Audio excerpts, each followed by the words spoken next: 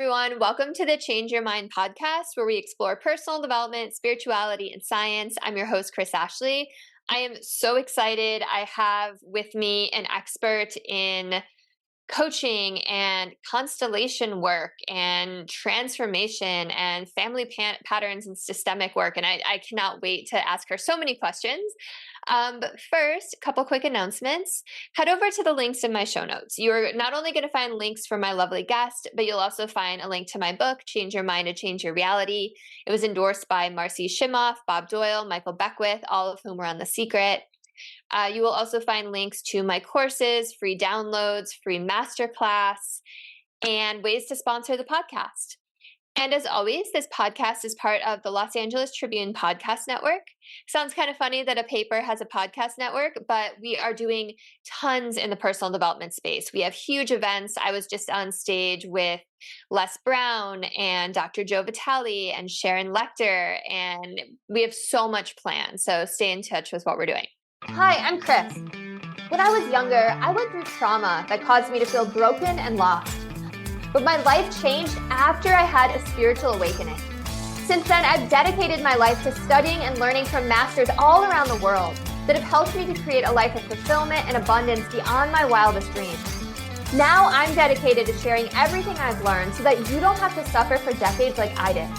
I've seen people's lives completely transform, and I share it all right here. All right, so with me today, I have Judy Wilkins-SMITH. So Judy is a highly regarded executive coach, family patterns, systemic work, and constellations expert, transformational speaker, and author who is passionate about personal growth, visionary leadership, and positive accelerated global change. The founder of System Dynamics for individuals and organizations. She has 20 years of expertise assisting high-performance individuals, Fortune 500 executives, and legacy families, and limiting cycles and create lasting breakthroughs and transitions into peak performance. So welcome, Judy. I'm so glad you're here. It is lovely to be with you. It's lovely to be there in the Bay Area. Yeah, you've been transported to the Bay Area today. Amazing. So I like to start all my episodes the same way. And that is by asking my guest, what is your origin story? And as someone who, we were just talking about Guardians of the Galaxy before this, I think you know what an origin story is. So, please tell me and listeners what it is that put you on this path and prompted you to become this expert in systemic work and constellations. Yeah, so weird story. My background is actually in the healthcare profession. I moved over to the US for a business opportunity. My father was killed and they failed him. He was killed in a hospital. They failed him in all the areas that I'd been a specialist in.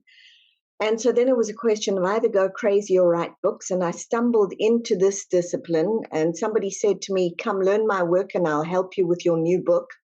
And I went and learned the work and got, may I point out, zero help with a new book. And but it set me on the path. And then people said to me, well, if you're working with individuals, can you work with organizations? Of course, yes, because organizations are people. And got into the organizational piece. And then I think for me, where things took a couple of different turns, where I realized that, number one, with a lot of systemic work and constellations, it's see the pattern that's not working, break the cycle, yay, we're good. And then people would say to me, and then what? And so I began to play very much in the space of, and then what? What's possible now? What more is possible? And then when I was busy doing that, along came my book, Decoding Your Emotional Blueprint. But as I was working with it, I began to realize that, hold on a minute, not only do we have our physical DNA, but we also inherit emotional DNA. And that there's a lot of power in that DNA. And that's when my second book came up, because I realized that we don't just have genealogy. We think that genealogy is, this is where you were born. Congratulations. Now you know where you belong. And everybody's excited because maybe I'm connected to Louis XIV or whoever it is. But there's a lot more to that.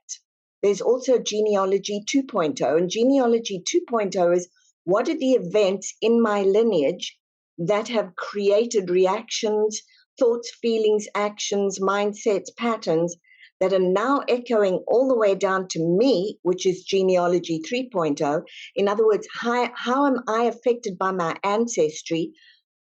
But what is my purpose with all of those patterns that are coming down to me? Why? Why do I get hit with we all can't make money or everybody's depressed? And I began to realize that was happening was there was a pattern that was trying to stop and a pattern that was trying to start. The pattern that was trying to stop was your legacy. The pattern that was trying to stop is your gift to the world. It's who you are.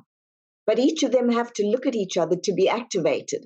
And so that's a lot of where I play. That's amazing. And I totally forgot to read the part of your bio that you are a best-selling author of Decoding Your Emotional Blueprint. And what's your new book called again? The new book is The Hidden Power in Your DNA. Okay. That's the one that links directly to anybody who has any thoughts of genealogy. You're going to find that you've got parts that you never knew that are going to show you why you're here, who you are, what your purpose is. I know lots of people looking for their purpose, life purpose. It's right in there. And what it is that you could do to unlock not just your zone of genius, which I know a lot of people are doing, but unlock your purpose and then write your own chapter. And that's the chapter that only you can write.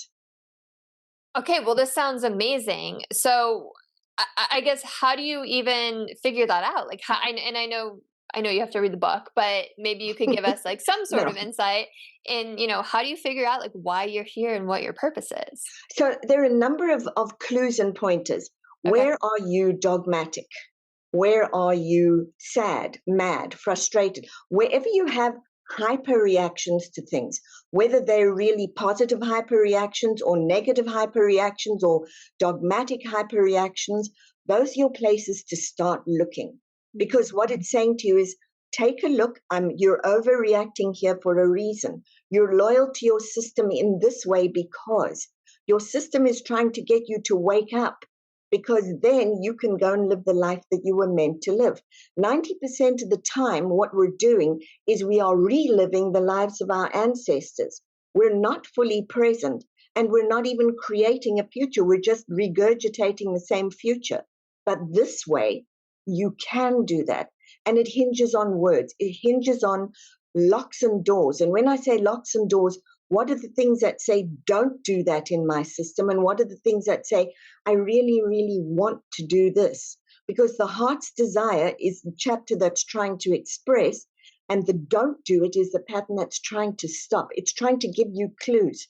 It's saying to you, hey, when you are depressed like everybody else, all it means is we're getting more of the same, of the same, of the same. But when you're the antidote, when you're the one who's the joy bringer to the family, yay, now you're starting to write a different emotional DNA. So that's an important piece too.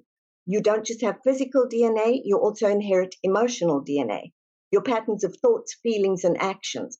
And so it's really important to sit down with any one of those. Take money. Sit down and write down all your thoughts, feelings, and actions about money. Write down all of your inactions around money. What are all the things that you tell yourself?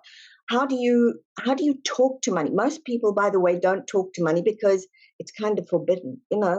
Money's this bad creature, but is it really? No, it's not. Love of money is not the root of all evil. Lust of money, maybe. Love of money is actually means you're a kind steward. But we've been told all of these stories to keep us small and to keep us locked down. And it's when you start to examine them and go, oh, I'm not miserable because I'm miserable. I'm carrying the family misery, that we go, well, I wonder what else is possible. Yeah, absolutely. So, okay, so let me ask you, like, when you're doing that exercise and you're writing down all of those thoughts about money, like, is it is it possible that any of this is unconscious, or is it all something that can kind of like come It's out? possible that most of it is unconscious, but as you start writing, you go, "Oh, hold on. You know, my mom used to say, don't spend all your money because you'll be broke, or hide your money under a mattress." But her mother did the same, and her mother's mother did the same, and that began when there was the Great Depression, and we had to hold on to what we had to hold on to. Well, the pattern has since stopped. I mean, the Great Depression stopped, but we're still echoing that pattern all the way down until somebody looks at it and goes, but it's not earning me any interest. If I went and put it in a bank, yeah. So it's looking at patterns that you deal with unconsciously and then going, oh, wait a minute, I do that. How would I like to do that? What's the best and the most and the highest and the biggest and the most wonderful thing that I could do with that? And that's when creative brain starts to kick in, and we migrate out of survival brain into creative brain. And then we get what we call the head, heart, gut. So now we have the heart begins to open. We've got creative brain doing its thing, and the gut goes, oh, yes, I don't have to be that squinched up ball anymore. I can finally be the inner compass I was born to be. Very cool. And then I'm assuming you help with that process, right? Because sometimes if you don't know, well, you've never done it, right? You don't even like know what all these possibilities are. Like, I mean, Absolutely. just a money example, it's like, okay, you could put it in the bank, but you could also invest, right? Or you could, buy real estate, or you could, whatever. Exactly. So helping with that also looks like a constellation, and most people don't know what that is. I don't And tell me. it's a super exciting. It's an amazing thing. Everybody who sees it goes, wow. So what happens is, if you come to a live event with me, you might come in and say, okay, I'm struggling with money. Mm. Let's have a look. What's the history of your money struggle? When did it start? What was happening in your life at the time? What did you make it mean about you? What did you make it mean about others? Does anyone in your family have a similar pattern? And we discover that maybe the pattern belongs to mom and her mom and her mom and her mom. And but we want to check in. So what I'll do is say to you, okay, I want you to choose someone for your mom, your dad, yourself, and money. Just choose those representatives. Now give me a picture of what that looks like. And maybe you put mom and dad next to each other, and money's heading out the door, and you're sort of standing between the two. And I'll start to ask you questions. What's happening with money? Oh, in our family, it's terrible. Money doesn't love us. Okay, so when did you start saying that? And so what happens is you begin to see a living, breathing 3D picture of what it is that you hold in your brain. It plays out in front of you. It maps out in front of you so you can see it, hear it, feel it. And so you start to have an embodied experience of all of those inner sentences that you carry about money. And you can see the light bulbs going off. Oh, that's why I don't have money. Oh, that's what mom used to say. Oh my goodness, do I really want to say that? And so it facilitates that process of really having an embodied experience that then turns into that beautiful aha moment. That's really cool. I want to try it. It's amazing. Yeah.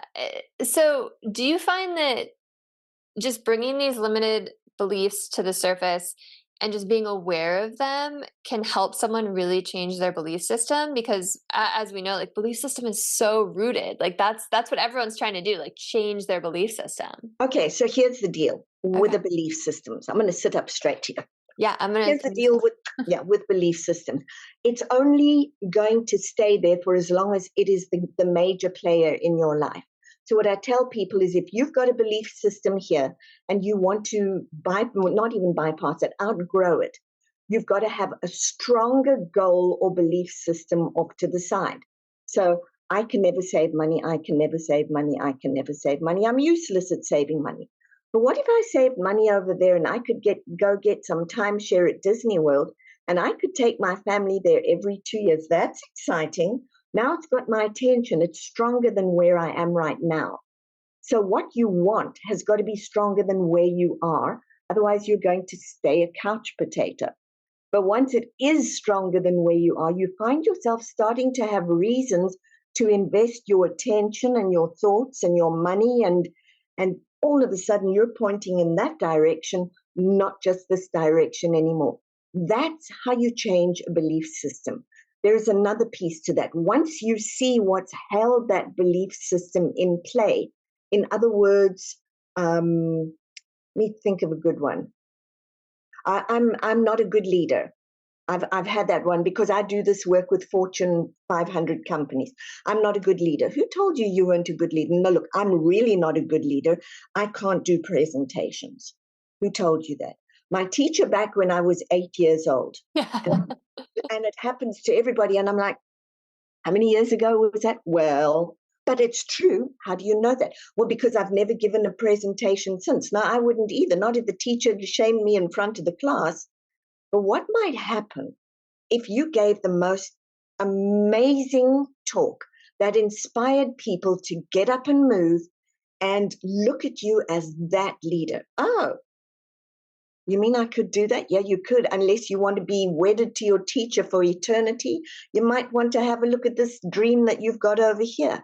I really like the idea of that. This is the minute we can turn our souls, we start to move in the direction that we want to be in. So it's the minute something gets that attention in a bigger way than where we're stuck right now. Because when we're stuck, you don't know this yourself. We have a million good ways and fabulous reasons to defend it. But the people who come to see me and really, really do well are generally the people who come for two reasons. They're sick and tired of being sick and tired of being sick and tired, or they're so clear that they want to do something different, that they want to understand, what do I need to do to turn myself in that direction? And so then it becomes a new thought, a new feeling, a new action with an elevated emotion and a really good and exciting and juicy goal. And that's what pulls us past all of those excuses. I really love that explanation. I wrote a book myself about changing your mind to change your reality, and I explore belief systems a lot. And I love talking about this with people because everyone kind of has like a different angle, but it's all the same thing. And I like that the idea of like, you need to be pulled by something stronger. You need to have that North Star that you're going for. Yep. So, okay. So you were talking before about and I'm not going to say it as eloquently as you, I apologize. You were saying that we have this generational pattern, and then we have like who our soul is meant to be, right? And there's these conflicting things, and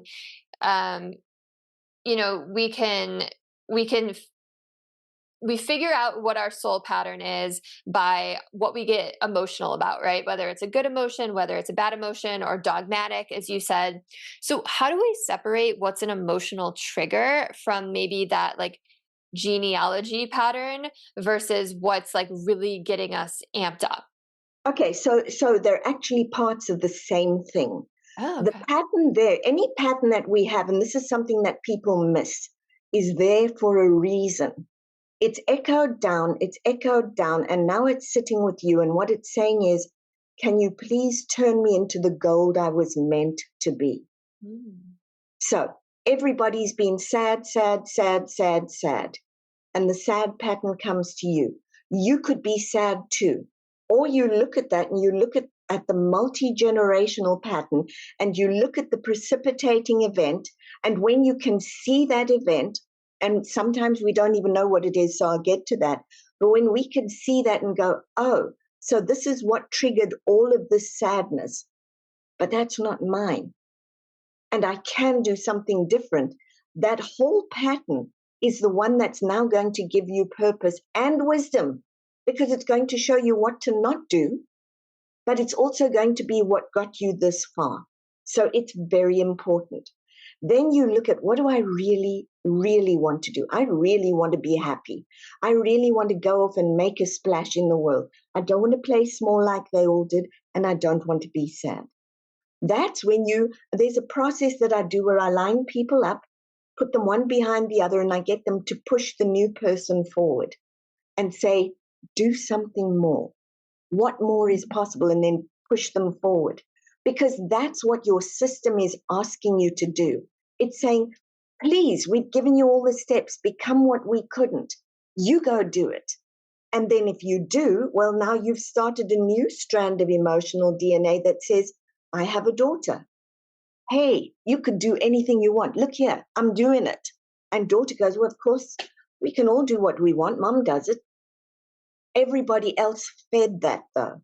So it's this, the pattern of I can't is saying it's time to stop. And the pattern of course I can, is saying it's time to wake up. But the two look at each other. This one is the wisdom for this one, and this one is the legacy for this one. And it belongs very beautifully together. I love that, because it's like everything that you've gone through brings you to the moment where you're at and prepares you for what's next. Absolutely. But this is like bringing in like the whole lineage, right? It's the whole lineage. Yeah. You did not happen in a vacuum. Yeah. Yeah. And you said you were going to get to the part in a moment about like what happens if you don't have that vision. So how do we help people there? Or what is someone listening to? What I was saying was, if you're not aware of where it came from, because some people don't know their family lineage, and by the way, just go spit in a bottle and you'll get a good clue. But anyway, if you don't know your family history, what you do is timeline your own life, and you'll start to see that there are patterns in your own life. And if you're not too sure where they came from, or if they've been around for a long time, the chances are those are links to your past. Anyway, what it's saying to you is, hey, do we want to keep doing that? Or is it time to go for something bigger, kinder, happier, more joyful? What's possible? I always figure if you've been given a life, you should push the envelope every single way that you can, so that it makes it even bigger and better and kinder and nicer and sweeter and funnier for the next lot. And it may take many generations to do that. And it may look different. For some of us, it's, I'm the first one to learn to not be ill, not be sad, not be poor. Don't underestimate your steps ever. Every step you take is a step that takes the system forward, unless you're trying to march back that way. And by the way, something to say about that is, when we find ourselves stuck and we can't move, very often you're caught in what we call a systemic trance. You're loyal to the ways of the system, and the loyalty is stronger than that goal that you've got sitting over there. That's such a great outlook on life, what you were just saying, like leave it better for the next generation. But, we hear that, but like in the sense of, how can we push these boundaries? So let's say that someone's adopted or, something like that. Is it the person who's raised you's genealogy, or is it your actual like biological DNA? You don't have half, you have twice. So it's both.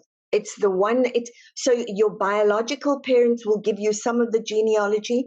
Your epigenetics could also though come from your adoptive parents. So really, if you're adopted, and by the way, I have a daughter who's adopted, you're twice as lucky. You've been chosen twice, once to live and once to flourish. And what I often see with adoptees is they, not always, because you can have middle of the road, but very often they'll be ultra high achievers or very low achievers. It's as though the low achievers go, it doesn't matter what I do, I'll never belong. And the ultra high achievers go, I will do everything to show that I deserve to belong. But the beauty of adoptees is that very often they create a sense of belonging for those around them. And that's part of their gift. They're very special and very lucky people. That's really beautiful. I love that. Yeah. And I guess that's where the epigenetics comes in play, right? Like if they get that high achieving mindset or that more victimized mindset, right? Yeah, and we choose it. That's something for everybody to know. A lot of people will argue and say, I did not choose for this to happen to me. No, but you chose what you do with it. We always are a choice. I had somebody who came in, I think I'll probably never forget, and she stood up, it was in one of the classes, and she burst into tears and she said, I got raped. I never chose that. And I said to her, no. She said, I never chose any of this. I said, yeah, you did. She said, no, I didn't. I said, You did. What choice did you make? And she said, the only thing I chose was to live. I said, that was the choice that you made. And it was a very courageous choice. You made a choice. We need to not invalidate our choices, but we need to be aware that we are choosing. I think that's really important, especially in today's day and age where it's almost become trendy to be a victim, especially on social media. Did you see my head go down? Oh, yes. It's become sanitized, sanctified, monetized, and any other ties you can think of. And it's not great because it locks us down and it stops us from achieving everything we could. We see ourselves as part of a demographic that was downtrodden since who knows when. We see ourselves as part of another group who's never been looked at well. Okay, so change it. Don't sit and repeat it. Change it. And then the next thing is, don't change it by fighting, because everybody thinks they've got to fight. No, you don't. Don't fight it, build it. When we start to build and we start to really become shining examples and happy examples, we all win. When we have to fight, all we do is swap the victim and perpetrator roles. That's all. Yeah, totally. And I mean, and also, you know, like angry people can't create a peaceful world, right? Like you can't fight for peace. You can't fight for justice. The two things just don't go hand in hand. Like you said, you have to, your inner world creates your outer world. You have to be that example. And then you are this beacon, this light that everyone else rises up to. I think people don't understand when we say our inner world creates our outer world. It's all about the adventure starts inside. It's exactly what you're talking about. It's when you start to have an adventure in your heart, your mind, and your gut that the adventure travels outside you. It never was outside there. You're the one going in search of it. It's not going in search of you. And yeah, we cannot do the victim. It's so bad. It's so bad. It is. And like you said, it's just been monetized and, you know, people want to, you know what it is? It's people not stepping into their own power, right? Yeah. Go ahead. No, it is. They don't step into their own power because they don't believe they have it. And they also want to belong. And so it's become trendy to be part of the victim club. Right. Cause you But get attention, right? You get people feeling bad for you. You get people, you know, maybe paying for things. You get pity, all of these things, but you don't get to really step into your power and become like follow your life purpose, like you've been talking about. You don't get to have the adventure you could have had. You don't get to see how far you could have gone because you're too busy going down the other way. Yeah. And that's not nice. Yeah. So I want to talk about emotional DNA. Go for it. Yeah, you know, like the whole idea of it's really interesting to me. Is it this idea that like emotions are passed down through generations? So if there's this feeling of unworthiness or this feeling of lack or this feeling of shame, it's like each subsequent generation passes it down and now you're just carrying all that. Okay. Yes. Your patterns of thoughts, feelings, actions, inactions are passed. So you inherit them two ways, epigenetically or word of mouth, feeling, thought, and action. Think about your mom. You watch your mom sitting crying in a corner because she says, well, after I got married, it was over for me. My career was over. Yet girls don't have careers. So what do? You say, oh dear, okay, I'm going to get married. Then my career is done because girls don't have careers. So we wind up with this whole system of thoughts and feelings and actions. Instead of going, is that really true? Do I want that to be really true? We inherit those very, very deeply. And you can look at it in women, you can look at it in different races. It's a very strong meta pattern that comes down until somebody says, I'm not playing this game, it doesn't work for me. I think I'd like to do it differently. And everybody goes, what? You're going to die. They're going to beat you to death. And when they don't beat you to death, and everybody goes, well, well, okay, if they can do it, I guess maybe I'll try it too. And then boom, boom, boom. So yes, it's your patterns of thoughts, feelings, and actions that you inherit from generation to generation. And it can go back many, many, many, many, many generations. So when it comes to, thanks for the explanation. When it comes to getting, like, changing this emotional DNA, is it the same kind of idea? Like, you figure out your patterns, you figure out how you want to feel, or like, I mean, I'm a big proponent in like energy healing, and I love the Emotion Code. I don't know if you've read that book, but it's literally about like getting rid of these emotions from ancestors, right? That are trapped in you. So, is there any kind of spiritual practice to this, or is it really just like, no, we're going to figure out your patterns, like we're going to bring this down to earth, and this is how we change things? So you don't want to get rid of an energy pattern. You don't. What you Okay. want to look at is, where did it originate, or where Mm. does it seem to have come from? Is it serving a purpose now? Here's the thing with systems: everything belongs. Everything belongs. And the minute you try to exclude anything, it creates an energy that becomes louder and louder over time. It creates this pattern that expands and repeats. And the purpose of that is, hey, see me, give me a place.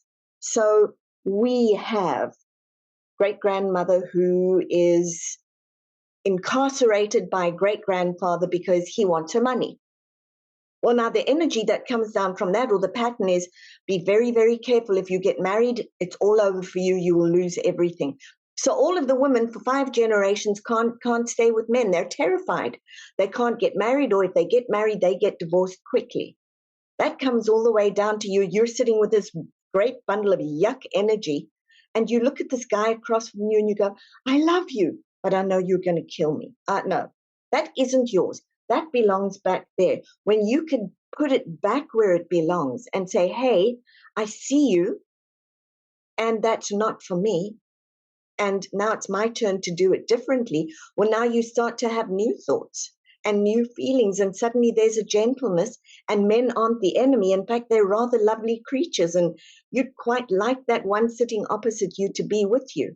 And all of a sudden, you're changing your emotional DNA, your patterns of thought, your patterns of feelings, your patterns of actions. And here's this gorgeous guy, and is it spiritual? I always say to people, I'm the practical spiritualist. I can show you how to do it practically, but it's going to go very deep, because it will change you at your core. You're going to see that you're an incredible being who's just forgotten that for a while.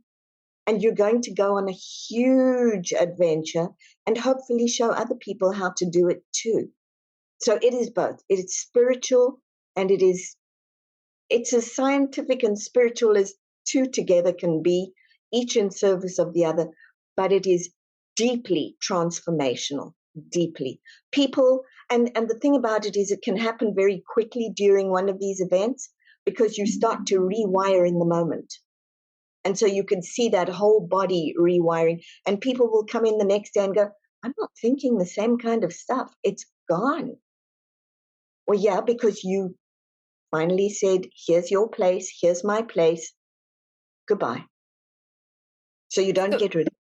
yeah, no, I really appreciate that. It reminds me of that saying, like, what you resist persists, right?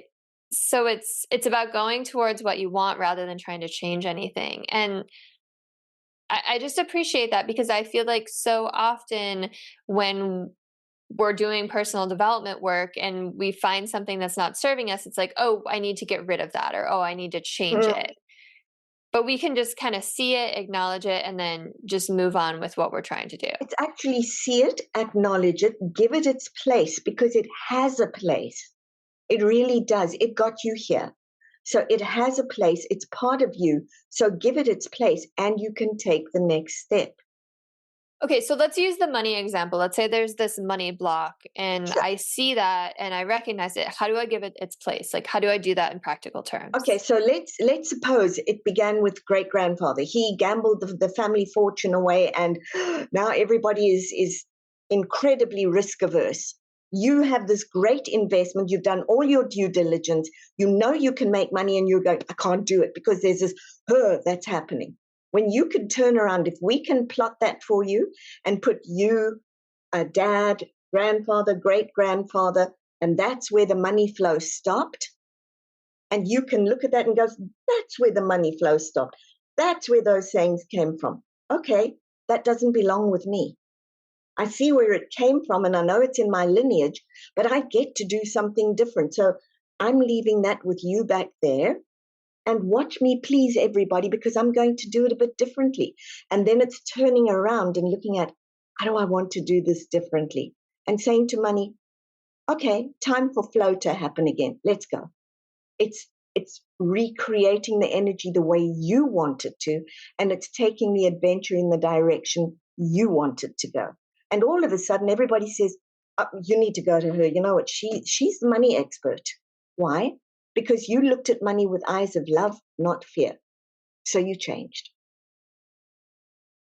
Have you seen a lot of people go from that fear to love? Yes, because I make every single one of my clients do a money walk. Every single one of them. They have to go do a money walk. Even my Hong Kong bankers who look at me and they go, this is crazy. And then they come back and they go, this works. And I go, yep, because money is not a commodity, it's a relationship. And the way you show up for it is the way it will show up for you. And what is a money walk? Is that what you just did, like walking through the ancestors? No, the money walk was something that, you know, those things that happen to you and you go, oh. So we moved over to the US, had pretty much nothing. And I went outside one day, really just at a low point, and said, okay, God, guides, universe, whatever you are, I need to talk to money. And I'm waiting to kind of get hit on the back of the head, because we shouldn't do that stuff, you know, with all of those things that we're not supposed to do. And I think basically what I heard was a bit of a chuckle, and I thought, okay, so I'm not being killed, so I'm going to talk to money here. Went on a long walk and realized I'd been in relationship with money since I was a kid. Back then, you could pick up bottles, and I think in California, I think you can still do it. If you traded them in, you got a penny or whatever it was. Mm-hmm. And that was money. I mean, I enjoyed doing that, because then I could trade that for candy. So I knew that I'd had that. There were stories going even further back. And I realized that at that stage, as a kiddo, I'd been really in love with money. I'd been good friends with it. It was fun. It was great. It was as I grew up and started to hear all of the family and the meta patterns around money, that it became the scary creature. If you don't do it this way, you won't get that. If you don't have it, you're going to die. Yuck. And I'd gotten myself into a corner. And I think I walked for about an hour and a half, and I told money all of my biggest fears, all of my biggest wishes, my wants, all of my sadnesses. And then I said to money, you know what? I'd really like to be a friend. There's something, I can feel you're an energy. You're not just this thing. I want to be a friend. And on the way back, I picked up, and everybody laughs, but my daughter was there, a $1, a $5, a $10, a $20, a $50, and a Benjamin. And that's when I realized, hey, money is not a commodity. This is a living, breathing force. Mm-hmm. And I promised it then that I would teach money DNA, which I do, and that I would show people that it was a wise mentor, a really good disciplinarian, and it likes to be liked, and it likes to be friendly, and you're the limit, not it. I love that you picked it up along the way. Like you just came across bills on the ground. Wild. People were walking over it, and I was looking behind and looking to see who was pranking me and what was not. And that's what happened. That's really amazing. So ever since then, has money just flowed and it hasn't been a problem? Money flows a lot easier for me. Now, when I get like this, or I forget to talk to money, then I always have this picture. So I was going in to do a deal, and I thought, okay, I'll just do it. I don't need to talk about money. We'll get to that bit later. And I could hear the sulk coming off to the side. It was like, oh, really? You want to go do this without me? Okay, you show me how that works out. And I thought, oh, come on. And I walked in, did not do a great deal, came out, and I went, okay, I'm not going to do that again. So before I go in to go and speak to somebody, when I've got a client who's coming, I have a conversation with money. What does it look like? What are we going to give? What is the value we're going to add here? What does that contract look like? So as an executive coach, yep, I talk to money. And I teach people to talk to money, and they'll all go, and then as I say, they all come back and go, it works. Yeah, it works. Well, I'm going to try it. That's amazing. And you just talk out loud to it. You don't go into meditation. Good morning, money. Thank you so much. I'm so grateful to you. Today I have a hot bath because guess what? I have the money to pay for the electricity and the water. It's awesome. Thank you, money. We got to go and make a little bit of magic over there. That was really needed. Okay, money, because of you, I get to go on a vacation this coming week. I am so grateful. And yes, money shows up. So you talk about what you're grateful for with it. Do you ask it to come into your life too? Oh, yeah. Can we have a conversation? Because really, really, I need you to flow here. And it's more not a case of I need, but here's what it looks like. Here's what I'm looking at. Can we flow through to this? I really want you to come work with me on this, or walk with me on this. Here's how I think we can partner. So it's really using money as a partner and a friend. And when I forget, it's a really good disciplinarian.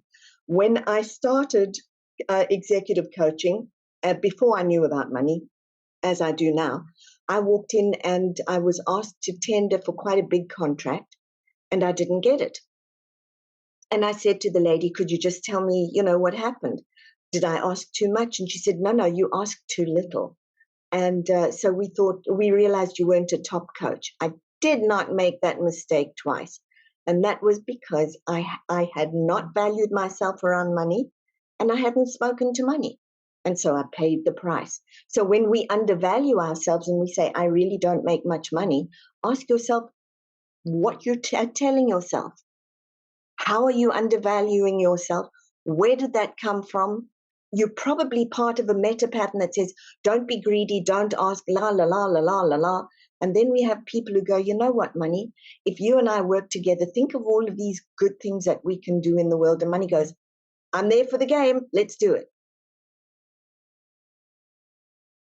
Okay, so just to play or just to ask questions or play devil's advocate, as someone who has undervalued myself, that one like hit hard, especially with coaching programs. You know, when you're making these presentations or trying to sell from stage, and everyone's like, "Oh, this sounds amazing, but I can't afford it," and you're like, "Oh, my prices were already low." Like, what's that? Like, how do you break out of that?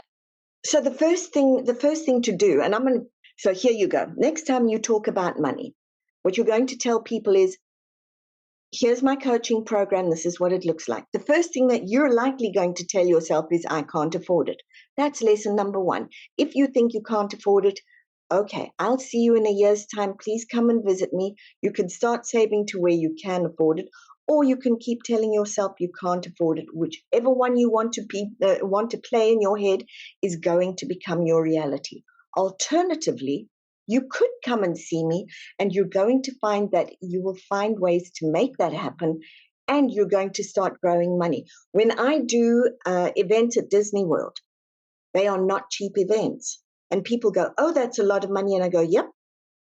I want you to stretch, because now you're coming to Disney World.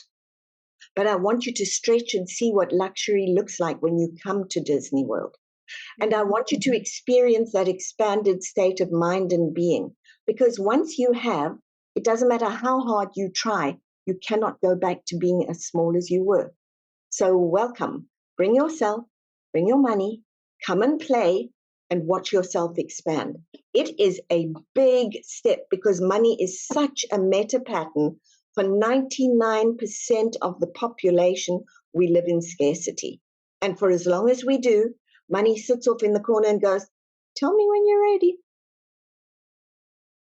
I mean, it totally makes sense, because everything is energy. Yep. And we really do create our own reality based off of our limiting beliefs or our empowered beliefs, our expanded beliefs. Yep. And so here's what happened for me. You'll love this coaching story. So I had somebody call me. This was the universe, by the way, universe in action. So this lady calls me and she says, hey, we've heard about you and your coaching and the way that you coach, because I coach systemically. And she says, we'd really like to hire you as a coach for our top guy. But we don't want to pay X amount. It was a 6-figure amount. We paid that last year and we thought that was a bit much. Could you come in under that? Well, first of all, luckily for me, I have a poker face, because when she said 6-figure for this amount of coaching, I nearly fell off my chair. I'd never asked that in my life. But I caught on super quickly. And I didn't get that one, but the very next one that came from the same company, I asked under that and I got that. So all of a sudden I jumped from being a 5-figure to a 6-figure, but then I had to look at, here are my stories. Am I worth it? Is somebody going to find out I'm a fraud? How dare I ask that amount? I'll never get any more work again. No. So then what happened for me was, is your value add enough? So I realized I needed to build my value adds in. So that taught me to have enough value that people would say, well, of course, that's a no-brainer. If you're going to hire her, that's what she's going to cost, because here is everything that she can deliver. So it kind of pulled me up by my socks and went, you want this? Good, let's go play. But now you've got to make sure that you're worth that. And so, yeah, I make very sure that I'm worth what people are paying. Yeah, over deliver. I love it. That's a great story. I'm feeling very inspired and I really appreciate you.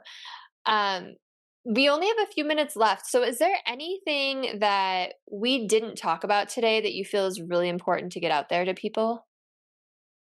Yeah, I would say it's time to wake up seriously. Seriously. Life is a huge adventure and you're an incredible life if you know how to see it. But stop saying, I can't afford, I can't be, I can't do, and start figuring out how you can be and how you can do. And really start looking at where you're stuck and where you want to be. The one is pushing the other one to happen. Beautiful message. I appreciate you so much. Thank you for coming on the show. And I'm sure listeners want to know where they can find you, how they can work with you, where you live on the internet. So please feel free to share. Sure. Thank you. My website is judywilkins-smith.com. I'm all over Spotify, YouTube, Instagram, Facebook, LinkedIn, you name it, I'm there. They can find me directly from my website. They will find books, they will find Constellations meditations, which, by the way, then takes you through your whole lineage. It does an entire piece of work with you via that constellation. And I got super lucky. The composer and the producer of my 2 meditations, the one is the father's lineage, the other is the mother, is the same person who composes for Joe Dispenza. He is an amazing composer, super guy. They'll also find my live events, and my event this year at Disney World is November the 1st through the 4th, and it's Vaulting from Fear to Freedom. So it's really looking at where are all of those little fears that I carry, and how do I move through those and into my life's adventure. And yeah, I think the most important thing for people to know, it's really important, is what we've been talking about isn't just a nice idea. It's literally the reality that's waiting to be claimed. All you've got to do is step in and say yes. Amazing. Thank you so much. I appreciate you. I'm sure listeners do. If you are listening and this resonated, like, comment, share, subscribe, send it to someone you think could use it. And I will see you all next time. Have a beautiful rest of your day.